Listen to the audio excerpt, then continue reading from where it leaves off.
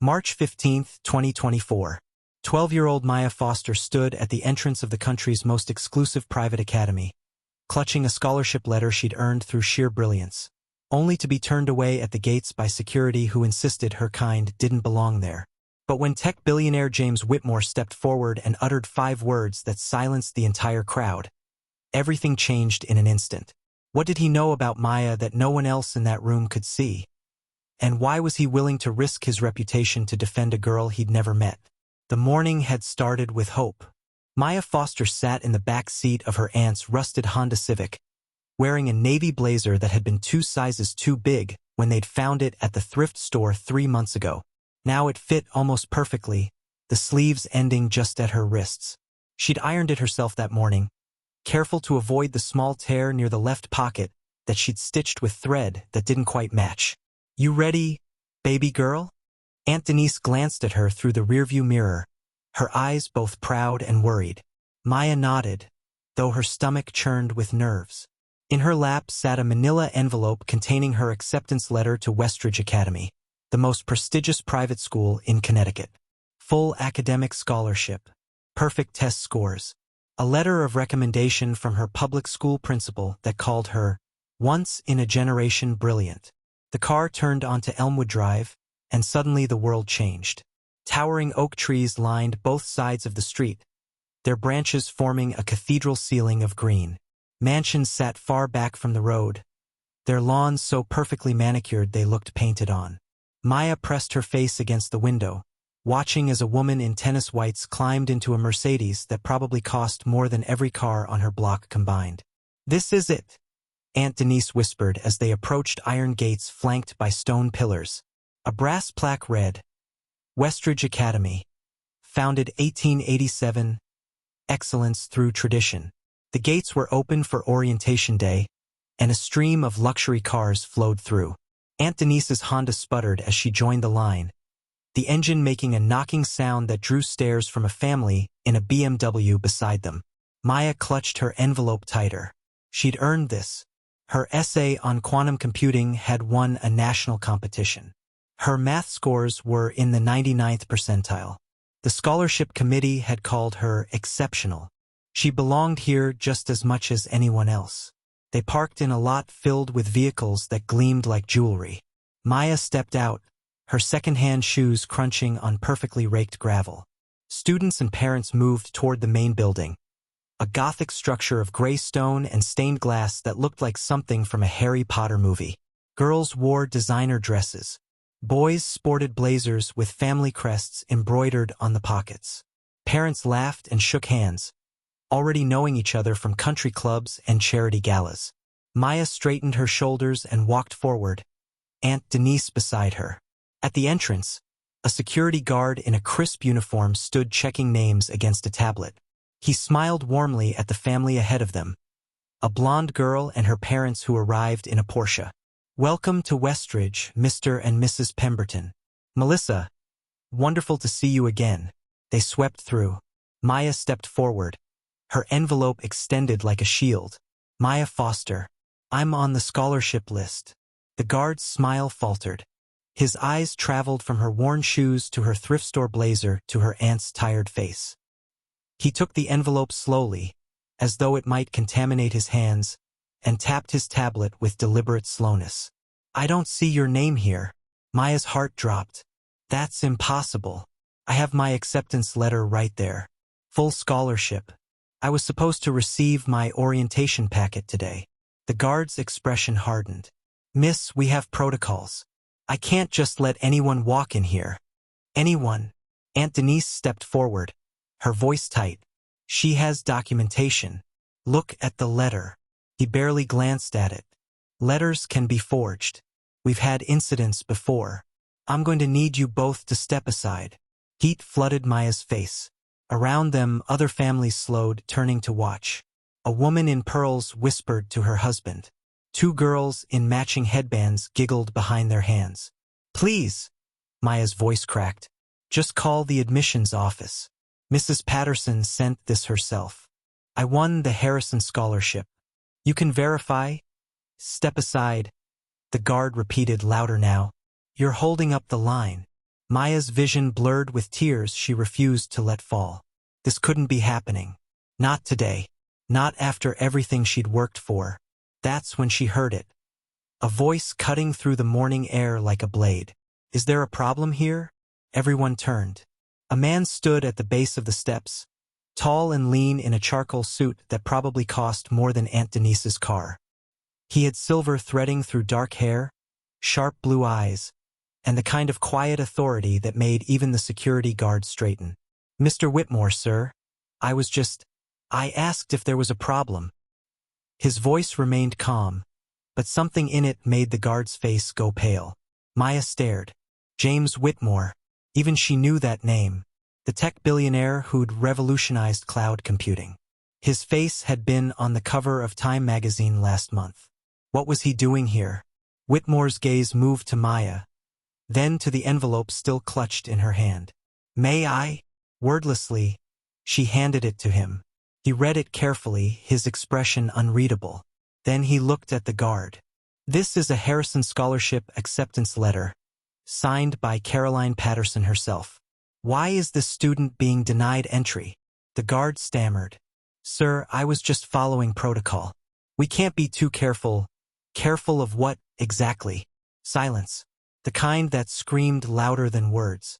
Whitmore handed the envelope back to Maya, then turned to face the crowd that had gathered. Parents, students, faculty members who'd emerged from inside. His voice carried across the courtyard, clear and unwavering. "She belongs here." For words, they hung in the air like a verdict. The guard opened his mouth to protest, but Whitmore continued, his eyes never leaving Maya's face. "This young woman earned her place through merit, through brilliance, through the exact values this academy claims to uphold. If anyone here has a problem with that, I suggest they examine what they truly believe excellence looks like." Maya's throat tightened. Around them, faces flushed with shame or anger or confusion. But Whitmore simply extended his hand toward the entrance. "Welcome to Westridge, Miss Foster. Let me show you where you belong." And as he led her through those doors, past the stairs and whispers, Maya couldn't help but wonder. Who was this man? And why would a billionaire stake his reputation on defending a girl he'd never met? The orientation hall smelled of old wood and money. Crystal chandeliers hung from vaulted ceilings, casting warm light over rows of mahogany chairs filled with families who looked like they'd stepped out of a Ralph Lauren catalog. Maya sat in the back row beside Aunt Denise, acutely aware of every curious glance thrown their way.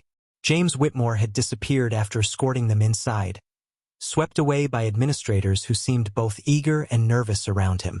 Maya clutched her orientation folder, trying to focus on the headmaster's welcome speech, but her mind kept replaying the scene at the gate. "Excellence is not inherited," Headmaster Douglas proclaimed from the podium, his voice booming. "It is earned through dedication, discipline, and the unwavering pursuit of knowledge." Maya wondered if he believed his own words. After the ceremony, students dispersed for campus tours led by upperclassmen. Maya joined a group of incoming 7th graders, immediately noting she was the only black student among them. A blonde girl with a tennis bracelet that probably cost more than Maya's entire wardrobe linked arms with her friend and whispered loud enough to be heard. "I heard she's a charity case. The scholarship girl." Her friend giggled. "My mom said letting those people in will lower our rankings." Maya's face burned, but she kept walking, pretending she hadn't heard. The tour guide, a junior named Preston Caldwell, led them through pristine hallways lined with portraits of former students. All white, all wearing the same expression of entitled confidence. "Westridge has produced 17 senators, 43 Fortune 500 CEOs, and countless influential leaders," Preston droned, clearly having memorized this speech. "Our alumni network is the strongest in the nation." They passed the science labs equipped with technology Maya had only seen in videos. Then the library, 3 stories of leather-bound books and marble floors. The athletic complex with its Olympic-sized pool and indoor tennis courts. Every space screamed wealth and tradition. "And here's the student lounge," Preston announced, gesturing to a room filled with plush couches and a coffee bar that would put Starbucks to shame. "This is where you'll spend your free periods." A group of 8th grade girls looked up from their iPads as the tour group entered. One of them, a tall girl with auburn hair and cold green eyes, stood up. Her blazer bore a perfect badge. "Preston, is this the new class?" She smiled, but it didn't reach her eyes. Her gaze landed on Maya and lingered. "I'm Victoria Ashford. My family has attended Westridge for 4 generations." "Maya Foster," Maya said quietly, extending her hand. Victoria looked at it like Maya had offered her a dead fish. "Foster. Interesting. I don't recall any Fosters in our alumni directory." "That's because I'm the first in my family to attend private school." "How novel." Victoria's smile sharpened. "Tell me, Maya, what prep school did you attend before this?" "Exeter? Choate? I went to Lincoln Middle School. It's a public school in public school." Victoria said the words like a diagnosis. "Well, you'll find things are quite different here. The academic rigor, the social expectations. We have standards to maintain." One of Victoria's friends spoke up. "My brother said they lowered the admission requirements this year. Something about diversity quotas." Maya's hands clenched. "I scored in the 99th percentile on every entrance exam. I won a national science competition. I didn't get in because of quotas. I earned my place." "Of course you did," Victoria said, her tone suggesting the opposite. "I'm sure you'll do just fine, as long as you can keep up." The tour continued, but Maya barely heard Preston's narration. She noticed how other students moved through the halls with easy confidence, calling out to friends, laughing at inside jokes. They belonged to something she was outside of, a world with unspoken rules she didn't know. At lunch, Maya sat alone in the cafeteria. The food was served restaurant-style, nothing like the cafeteria trays at Lincoln. She ordered a sandwich, acutely aware of how the server's eyes lingered on her longer than on other students, as if checking whether she was supposed to be there. She found a table near the window and pulled out the chemistry textbook she'd received. If she was going to survive here, she'd need to prove herself through her work. Let her grades speak when her presence couldn't. "Is this seat taken?" Maya looked up. A small Asian girl with glasses and a nervous smile stood holding a tray. "No, go ahead." The girl sat down quickly. "I'm Jennifer Chun. Jenny, I saw what happened at orientation. That was really brave, standing up to Victoria like that." "I wasn't trying to be brave. I was just telling the truth." "Well, Victoria Ashford doesn't like the truth. She likes control." Jenny lowered her voice. "Her father is on the board of trustees. Her mother chairs the fundraising committee. Crossing her is basically social suicide. Good thing I wasn't planning on having much of a social life anyway." Jenny smiled. "You know, I like you. First person here who seems real." For the first time since entering Westridge, Maya felt a fraction of the tension in her shoulders. Maybe she wasn't completely alone. But that afternoon, reality crashed back down. Maya arrived at her first class, advanced mathematics, and found her assigned seat had someone else's name taped to the desk. When she approached the teacher, Mr. Hastings barely looked up from his papers. "Miss Foster, there's been a reassignment. You'll be taking the regular mathematics course, but I'm enrolled in advanced. It's on my schedule. We reviewed your transcripts from Lincoln, was it? We feel you'd be more comfortable at the appropriate level." Maya's voice tightened. "My transcripts show I completed Algebra 2 and Geometry with perfect scores. I was placed into advanced math on the entrance exam." Mr. Hastings finally looked at her, his expression patient in the way adults get when they think they know better. "Miss Foster, the pace here is quite different from public school. We're trying to set you up for success, not failure. Trust me, regular math is the right placement. I want to try advanced. The decision has been made." His tone ended the discussion. Maya stood there, feeling the eyes of other students on her. Every instinct screamed to argue, to demand the placement she'd earned. But Mr. Hastings had already turned away, and Victoria Ashford was smirking from her front row seat in the advanced class. This was only day 1. Already Maya could feel the invisible walls closing in, the subtle ways the school was trying to make her smaller, quieter, less than what she was as she walked to the regular math classroom. Her folder clutched against her chest. Maya realized James Whitmore's words at the gate. She belongs here. We're just the beginning. Now came the impossible part, making everyone else believe it. 3 weeks into the semester, Maya had developed a routine of invisibility. She arrived early, left late, and spent lunch periods in the library where the librarian, Mrs. Kowalski, at least treated her like any other student. Her grades were perfect, even in regular math, which she found insultingly easy, but perfection hadn't earned her acceptance. It had only made her more of a target. Victoria Ashford had escalated from verbal jabs to strategic sabotage. Maya's locker had been jammed twice. Her lab report went missing before it could be turned in. During group projects, no one wanted to partner with her until teachers forced assignments. But it was the WhatsApp group chat that hurt most. Jenny had accidentally added Maya to it before realizing it was the 7th grade social hub. Maya had seen exactly 3 messages before someone removed her. Did you see what the scholarship girl wore today? The Salvation Army must have had a sale. My dad says these diversity admissions are ruining Westridge's reputation. At least she keeps to herself. Imagine if she actually tried to sit with us. Maya had stopped checking social media after that, on a Friday afternoon. She was leaving the library when she noticed a door she'd never seen open before. It was tucked behind a display case of athletic trophies, partially hidden. A brass plaque read, "Archive Room, authorized personnel only." Curiosity pulled her forward. Through the gap in the door, she glimpsed filing cabinets and boxes stacked to the ceiling. She glanced around. The hallway was empty, and slipped inside. The room smelled of old paper and dust. Weak light filtered through a single window. Maya moved between shelves labeled by decade: 1950s, 1960s, 1970s. She wasn't sure what she was looking for until she found a box marked Board of Trustees, Historical Records. Inside were photographs, meeting minutes, and correspondence dating back 50 years. She pulled out a folder labeled 1995 to 2000 and began reading. The first document stopped her cold.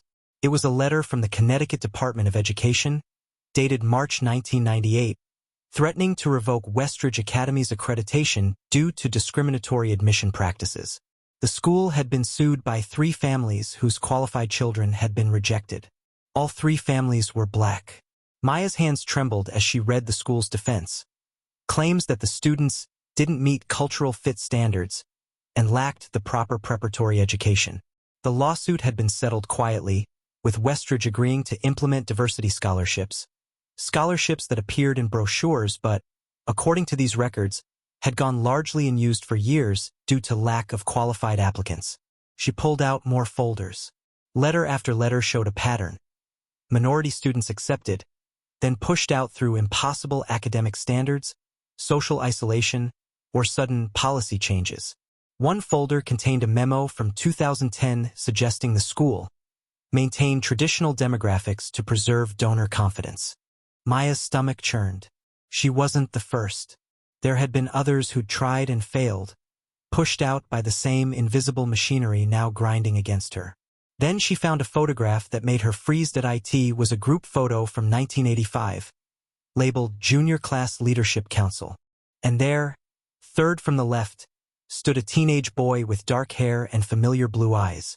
The caption read, "James Whitmore, Student Council Vice President." James Whitmore had attended Westridge Academy. Before Maya could process this, footsteps echoed in the hallway. She quickly stuffed the photograph into her backpack and closed the boxes. The footsteps grew louder. She pressed herself behind a filing cabinet just as the door opened wider. "Absolutely unacceptable," a woman's voice said. Maya recognized it. Headmaster Douglas's assistant, Mrs. Pierce. "The board is concerned about the optics. Having Whitmore publicly defend that girl has created complications." A man responded, Headmaster Douglas himself. "I've explained the situation. The Harrison Scholarship was established in the 90s settlement. We're legally obligated to honor it. Legal obligation doesn't mean we have to make her comfortable. The Ashford family has been very vocal. Victoria's mother is threatening to pull her donation for the new athletics center. What do you suggest? Document everything. Every test, every assignment. If the girl makes one misstep, we have grounds for dismissal based on academic or behavioral standards. The scholarship agreement has a performance clause. Maya's blood ran cold. Douglas sighed. And Whitmore? He's been asking about her progress. Let him ask. He's a donor, not an administrator. His involvement ends at the gate. Their footsteps retreated. Maya waited 5 full minutes before moving, her heart hammering so hard she thought it might crack her ribs. She understood now. This wasn't just about her.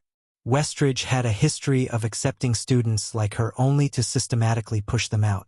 The diversity scholarships were window dressing, a legal shield, and the school was already building a case to expel her. But why did James Whitmore care? If he'd attended Westridge, why intervene now? Maya slipped out of the archive room and headed toward the front office, her mind racing. She needed answers, and there was only one person who could provide them. The secretary looked surprised when Maya asked, "Is there a way to contact Mr. Whitmore?" "He's a donor to the school. Mr. Whitmore doesn't take meetings with students, dear. Please, it's important." The secretary studied her for a long moment, then picked up the phone. "Let me see what I can do." 20 minutes later, Maya sat in a small conference room, her backpack clutched on her lap. When the door opened, James Whitmore entered, looking exactly as composed as he had at the gate, though his expression shifted to concern when he saw her face. "Miss Foster, what's wrong?" Maya pulled out the photograph from 1985 and slid it across the table. "You went here. You know what this place is." Whitmore sat down slowly, his eyes on the photograph. For the first time since she'd met him, he looked vulnerable. "Yes," he said quietly. "I know exactly what this place is." Maya leaned forward. "Then why did you defend me? Why did you say I belonged here when you know they'll never really let me in?" Whitmore was silent for a long moment. When he spoke, his voice carried the weight of old pain. "Because 39 years ago I stood where you're standing. And no one defended me." Maya's breath caught. "What do you mean?" "My last name wasn't always Whitmore," he said. "It was Whitfield. My mother worked as a seamstress. My father was a janitor at a hospital. I got into Westridge on a scholarship too back when they had one program for promising students from limited means. I was the only poor white kid in a sea of inherited wealth." He looked down at the photograph, his jaw tight. "They made my life hell. Mocked my clothes, my accent, the fact that my parents drove a 15-year-old station wagon. Teachers assumed I cheated when I got high grades. Students vandalized my locker, spread rumors, excluded me from everything that mattered. I lasted 2 years before I broke. I tried to..."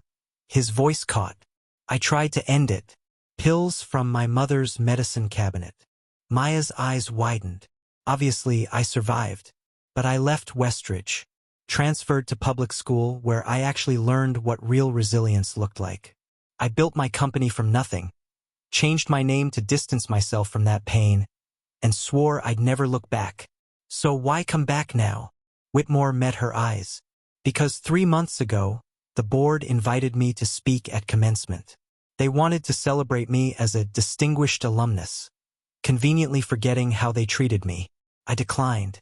Then I saw your name on the Harrison scholarship list, saw that they'd finally accepted another scholarship student after years of creative avoidance, and I knew history was repeating itself." He leaned forward.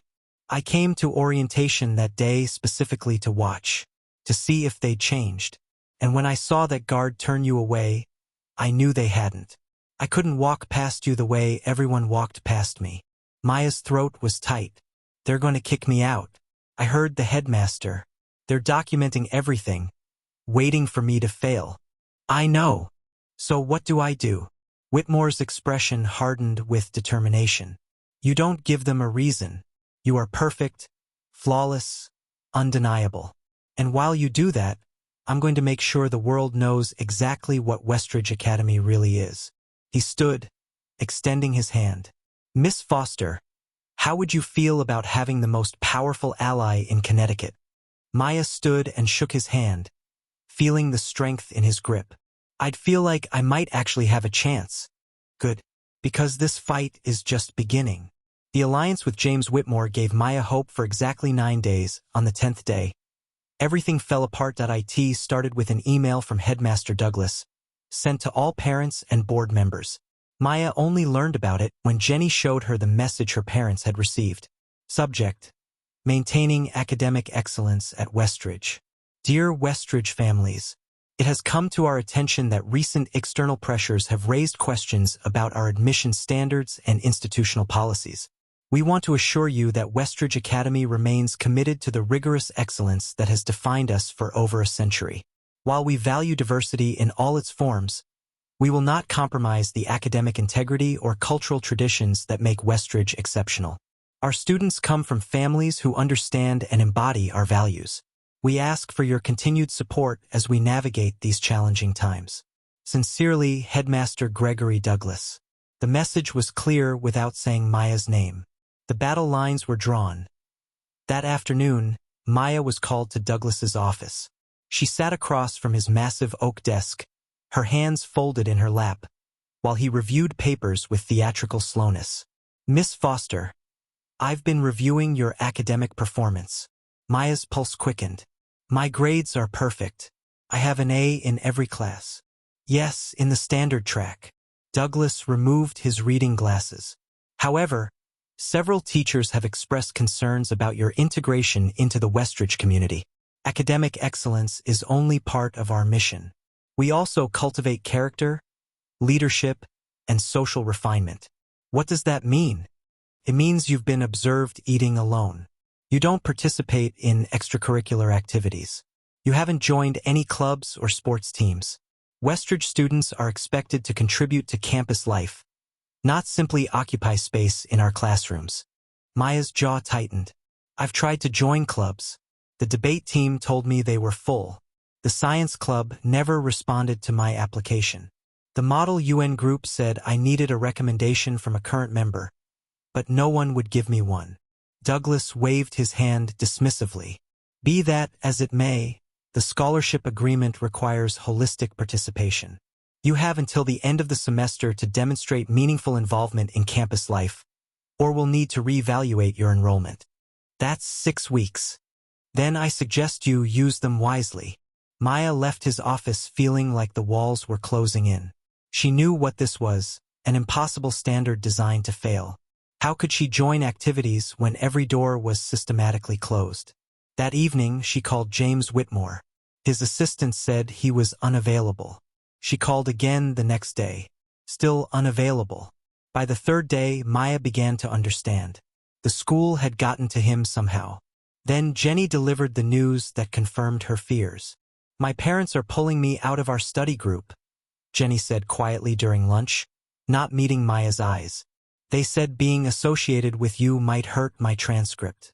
Victoria's mom told the other parents that colleges look at your peer groups. And her voice broke. I'm sorry, Maya. I tried to argue, but they won't listen. Maya felt the ground shift beneath her. It's okay. I understand. But she didn't. She understood the mechanics of isolation, but not how it could hurt this much. By the end of the week, Maya's locker had been vandalized again. This time with a permanent marker message. Diversity higher. Go back where you belong. Security cameras had mysteriously malfunctioned that day, so there was no footage. In chemistry class, someone had tampered with her lab setup. When her experiment failed, Mr. Hastings marked her down for inadequate preparation, despite Maya's protests that her beakers had been contaminated. The final blow came during a school assembly. Headmaster Douglas stood at the podium, announcing the winners of the annual Westridge Innovation Prize, a competition Maya had entered with her quantum computing research. She'd spent months on the project, knowing it was her best chance to prove her academic worth. 3rd place goes to Marcus Pennington for his work on renewable energy solutions. 2nd place goes to Sophia Loran for her medical imaging innovation. And 1st place, Douglas paused, smiling, goes to Victoria Ashford for her groundbreaking research on artificial intelligence and predictive algorithms. The auditorium erupted in applause. Maya sat frozen. She had seen Victoria's project. It was competent, but it relied on existing frameworks. Maya's work proposed an entirely new approach to quantum error correction, work that even her public school teachers had called revolutionary. After the assembly, Maya approached the judging coordinator, Dr. Martinez. "I'd like to understand the judging criteria.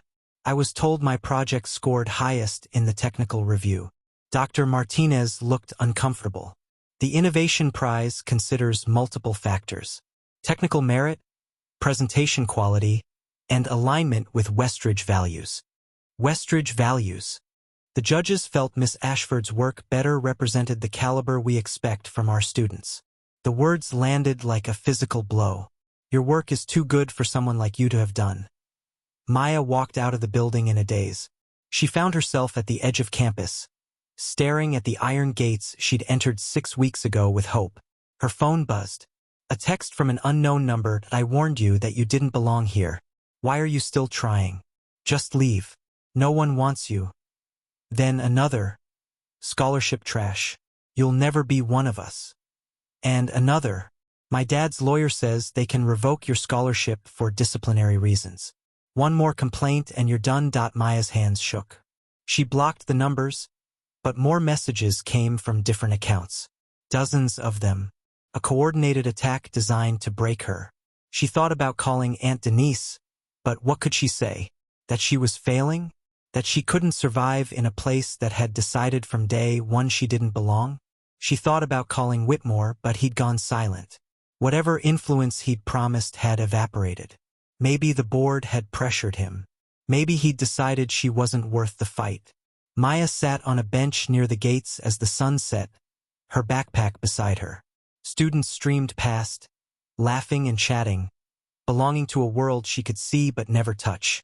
She pulled out the photograph of young James Whitmore, the one she'd taken from the archive, and stared at his face. He'd survived this.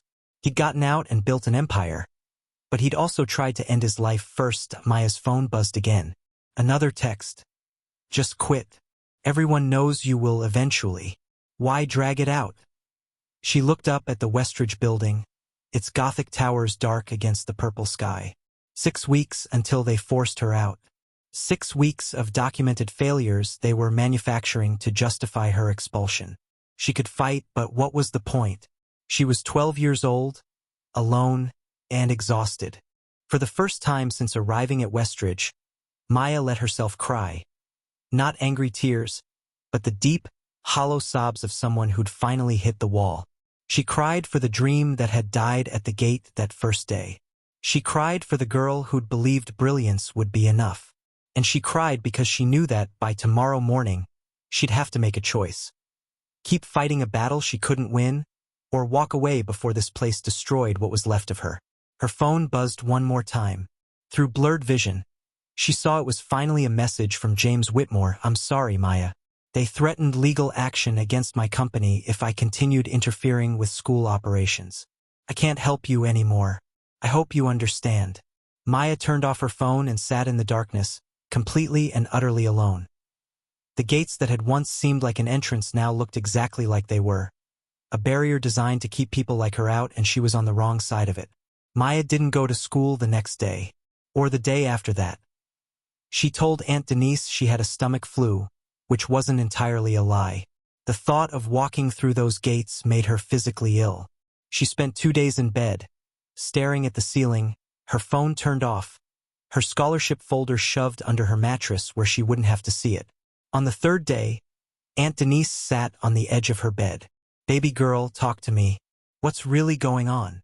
Maya wanted to explain, but the words tangled in her throat. How could she make her aunt understand the particular cruelty of being tolerated but not accepted? Of having every achievement questioned, every mistake magnified, every door slammed shut with a smile? "I can't go back," she finally whispered. "They're going to kick me out anyway. Why keep fighting?" Aunt Denise was quiet for a long moment. Then she said something Maya didn't expect. "Your mama went through something similar, you know?" Maya turned to look at her. "What?" "She got accepted to nursing school on a scholarship. Full ride. She was so proud." Denise's eyes grew distant. "But the other students made it hell." said she only got in because of quotas. Professors watched her like a hawk, waiting for her to fail. She lasted 1 semester before she quit. Maya's chest tightened. Her mother had never told her this story. She regretted it for the rest of her life. Denise continued softly. Not because she wanted the degree, but because she let them convince her she didn't deserve to be there. She spent years wondering what would have happened if she'd stayed. But she was strong. She survived. Surviving isn't the same as winning, baby. Your mama survived by leaving, but she never got past it. She wanted better for you. That's why she pushed you so hard in school. Denise squeezed Maya's hand. I'm not telling you what to do. If you want to leave Westridge, I'll support you. But don't leave because you think you don't belong. Leave because you choose to, not because they chose for you. After Aunt Denise left, Maya lay in bed thinking about her mother, about all the dreams she'd carried and buried, about the weight of being the one who got the chance her mother never had. Maya picked up her phone and turned it on. Immediately, it flooded with messages. Most were more harassment, but one caught her eye. It was from an email address she didn't recognize. Student Voices 2024@protonmail.com. Maya, you don't know me, but I know what's happening to you. I'm a senior at Westridge. I've watched them do this to 3 other scholarship students over the past 4 years. They all left. I stayed silent because I was scared. I'm tired of being scared. If you're willing to fight, I have information that could help. Meet me at Morrison's coffee shop on Saturday at 10 a.m. Come alone. A friend. Maya stared at the message. Could be a trap. Victoria sets her up for another humiliation. Or it could be real, someone on the inside finally willing to speak. She thought about her mother, about James Whitmore trying to end his life, about every scholarship student who'd walked through those gates believing merit would be enough, only to be systematically crushed. Maya typed back, I'll be there. Saturday morning arrived cold and gray. Morrison's coffee shop sat 3 blocks from campus, a small place with mismatched chairs and local art on the walls. Maya arrived early, ordered hot chocolate she didn't drink, and waited. 10:03, the door chimed. A tall black girl with natural hair pulled into a puff walked in, scanning the room. When her eyes landed on Maya, she walked over and sat down without preamble. I'm Shanice Williams, senior. I've been at Westridge for 4 years. Maya studied her. Why haven't I seen you before? Because I learned to be invisible. It's the only way to survive. Shanice pulled a folder from her bag. I've been documenting everything, emails, text screenshots, recorded conversations. I have proof of what they're doing to you. She slid the folder across the table. Maya opened it and found herself looking at printed emails between faculty members discussing the Foster situation. One from Mr. Hastings suggested adjusting grade curves to ensure appropriate class placement. Another from Mrs. Pierce detailed strategic activity rejections to document lack of campus engagement. They've done this before, Shanice said quietly. There was a Ladink student 2 years ago, Marcus Herrera.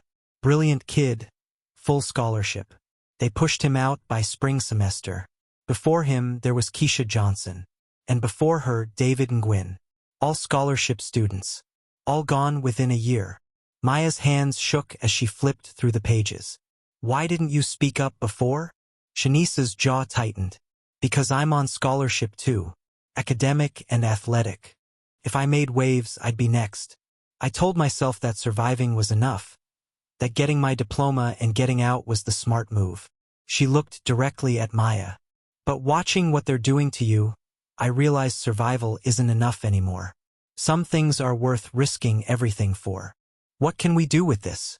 I already tried going to Whitmore. The school got to him. The school threatened his company with a bogus lawsuit about interference with institutional governance. He had to back off legally. Shanice leaned forward. But there's something they can't control, public opinion. If this documentation went to the media, the Connecticut Department of Education, and the ACLU at the same time, they couldn't bury it. Maya's heart raced. That would destroy them. No, it would hold them accountable. There's a difference. Shanice pulled out her phone. I have a contact at the Hartford Chronicle. She's been waiting for someone brave enough to go on record. The question is, are you? Maya thought about the past 6 weeks. The humiliation at the gate. The isolation. The rigged competition. The text messages were designed to break her. She thought about her mother, who'd chosen survival over standing up. About James Whitmore, who'd carried his trauma for nearly 40 years.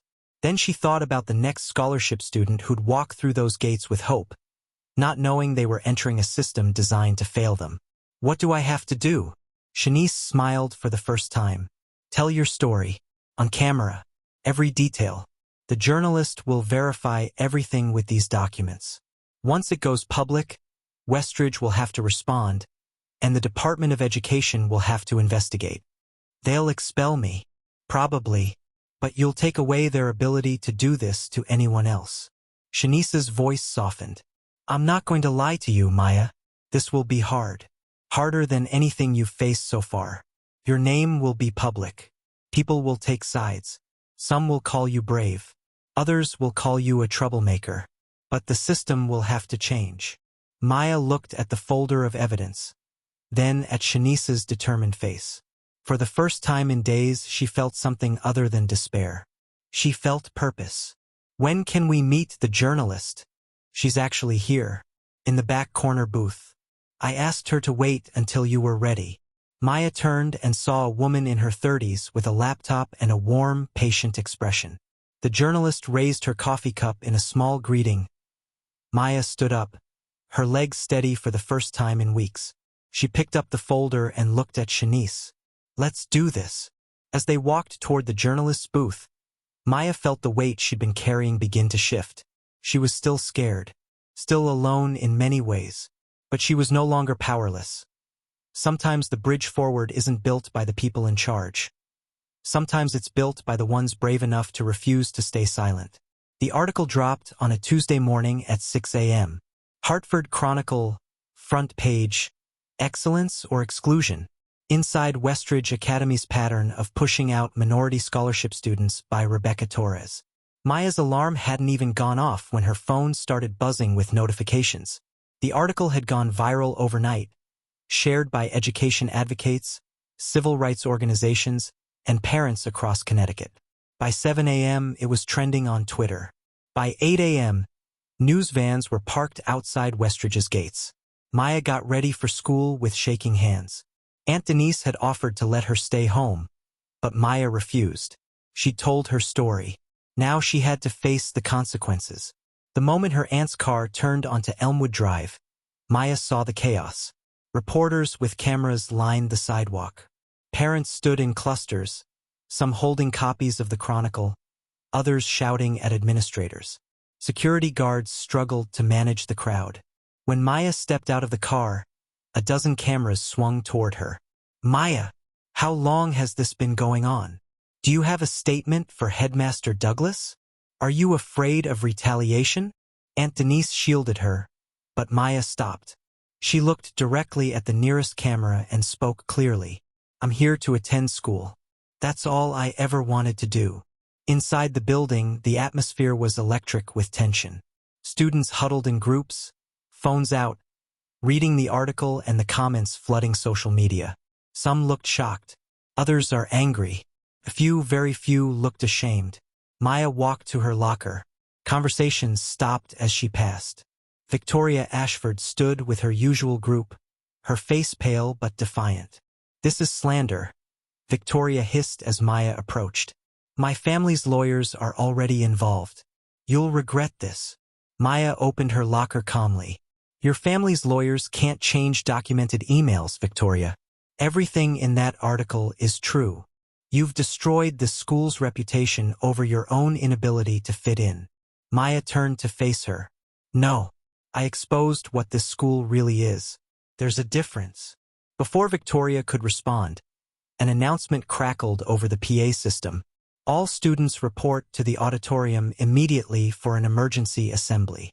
The auditorium filled with the sound of hundreds of students taking seats, whispering, pointing at Maya as she entered. Shanice found her in the crowd and sat beside her, squeezing her hand once. Jenny Chun sat 3 rows ahead, and when their eyes met, Jenny mouthed, "I'm sorry." Headmaster Douglas took the stage, flanked by several board members Maya recognized from photographs. His face was composed, but his jaw was tight. "Students, faculty, and staff. As you're aware, an article was published this morning containing serious allegations about our institution. I want to address these claims directly." The room fell silent. Westridge Academy has served this community for over 130 years. Our commitment to excellence is unwavering. However, excellence requires standards, and standards require that we maintain the educational rigor and cultural values that have made this institution exceptional. Maya felt her stomach drop. He was going to defend it. The Harrison Scholarship Program was created to provide opportunities.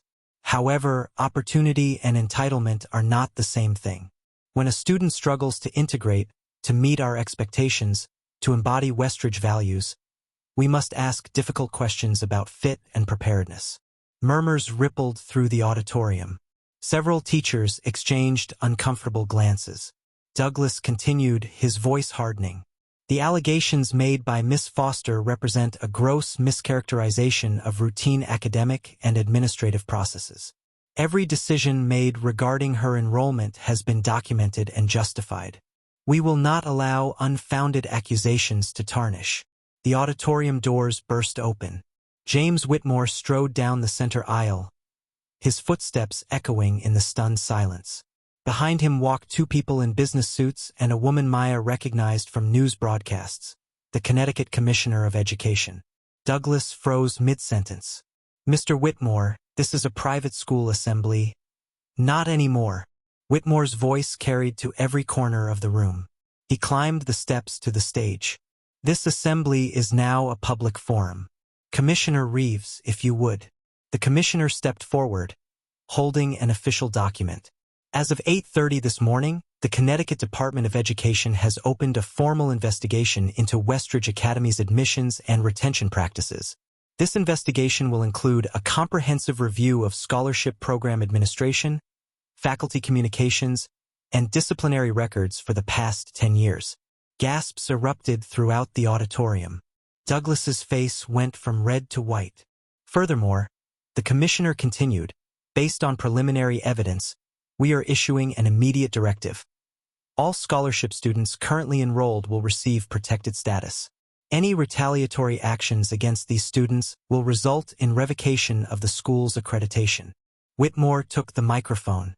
His eyes swept across the students, then landed on Maya. 39 years ago, I sat where many of you were sitting. I was James Whitfield then, a poor kid who didn't belong. This school broke me so badly I tried to take my own life." His voice cracked slightly, but he pushed forward. "I survived, but I carried that shame for decades. I changed my name. I built walls. I told myself that what happened here didn't matter." He looked directly at Headmaster Douglas. But it did matter. It mattered to every student who walked through those gates believing merit would be enough, only to discover that some doors stay closed no matter how hard you knock. It mattered to Marcus Herrera, Keisha Johnson, David Nguyen, and every other scholarship student pushed out before they could succeed. Whitmore turned back to the audience, his voice strengthening. "Maya Foster did what I couldn't. She refused to disappear quietly. She documented the truth, found allies, and demanded accountability. And because of her courage, the Department of Education is now mandating reforms that will change how this institution operates." He walked across the stage to where Maya sat in the front row and extended his hand. "Miss Foster, would you join me?" Maya's heart hammered. Every eye in the auditorium was on her. She stood on trembling legs and walked to the stage. Whitmore guided her to the microphone. "I want Maya to share something that wasn't in the newspaper article," Whitmore said. "Go ahead." Maya gripped the microphone stand, looking out at hundreds of faces. Some supportive, many hostile, all watching.